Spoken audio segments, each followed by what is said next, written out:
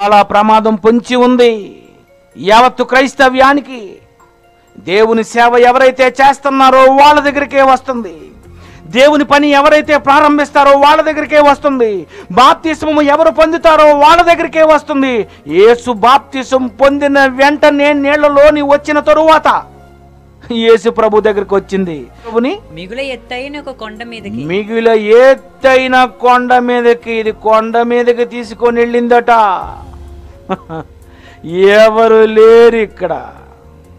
ఈ కొండ మీద ఉన్నటువంటి నువ్వు నేను ఇద్దరమే ఉన్నాము, ఎవరు చూడడం లేదు. ఈ విషయం ఎవరికి చెప్పను. నువ్వు గాని ఒకసారి నా కాళ్ళకు మ్రొక్కితివా ఇదంతా నేను ఇచ్చేస్తాను అని దెయ్యం అంటుందండి. అంటే దెయ్యంకి ఈ లోకం నచ్చదా? నచ్చదు. ఎందుకు ఈ లోకం బాగోదా? బాగులేదు. ఎందుకు దీనికి ఈ లోకం వద్దా? వద్దు. మరి ఏ లోకం కావాలి? పరలోకం కావాలి. అక్కడే అదెందుకు కావాలి? సంతోషం, ఆనందం, మహా సంతోషం.